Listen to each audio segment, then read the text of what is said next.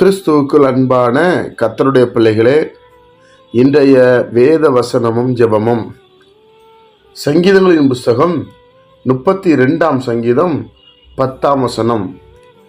துன்மார்க்கனுக்கு அநேக வேதனைகள் உண்டு, கர்த்தரை நம்பி இருக்கிறவனையோ கிருபை சூழ்ந்து கொள்ளும்.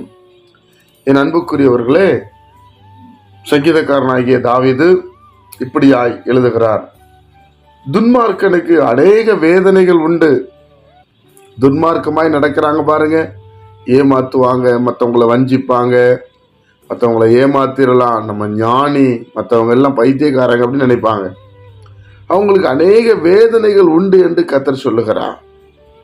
அவங்க அநேக வேதனை வழியா கடந்து போவாங்க. அவங்க ஒரு ஒரு பிளெஸ்ஸிங்கா இருக்க அவங்களால முடியாது. அது துன்மார்க்கமே அவங்களை கொல்லும், அக்கிரமமே அவனை கொல்லும். ஆனா கர்த்தரை எந்த மனிதன் நம்பி இருக்கிறானோ, கர்த்தரை நம்பி இருக்கிறவனையோ கிருபை, இரக்கம், தயவு சூழ்ந்து கொள்ளுமா. நீங்க யாரை நம்பி இருக்கிறீங்க? நீங்களும் நானும் யாரை நம்பி இருக்கிறோம்?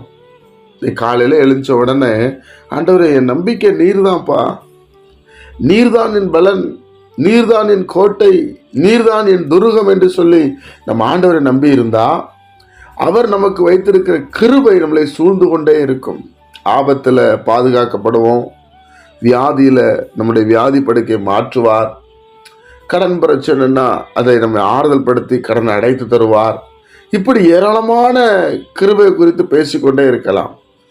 இந்த அன்புக்குரியவர்களே, கர்த்தரை நம்பி இருக்கிறவனையோ கிருபை சூழ்ந்து கொள்ளும். நம்ம நம்பிக்கை கர்த்தர் மேல இருக்கணும், அவரையே நம்பி இருக்கணும். எவ்வளவு பெரிய பிரச்சனையா இருந்தாலும் நான் அவர் மேல நம்பிக்கையா இருக்கேன். யோபு சொல்றார், கொன்று போட்டாலும் அவர் மேல் நம்பிக்கையா இருப்பேன்.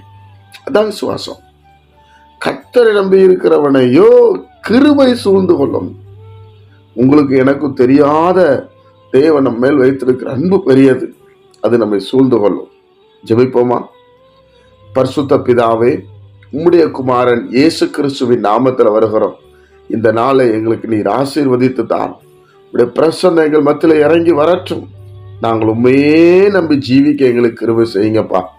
எங்க கண்களை வேற எது மேலே வைத்து விடாதபடி, துன்மார்க்கமாய் நடந்து விடாதபடி, கர்த்தரை மட்டும் நம்பிக்கையா இருந்து ஆண்டவரே நாங்கள் வாழ எங்களுக்கு கிருபை செய்யும்படி ஜெபிக்கிறோம். எங்களை தாழ்த்தி உடைய சமூகத்தில் போடுக்கிறோம். இந்த நாளை எங்களுக்கு ஆசீர்வதித்து தாரோம். இயேசு கிறிஸ்துவின் மூலம் ஜெபிக்கிறோம் நல்ல பிதாவே, ஆமென்.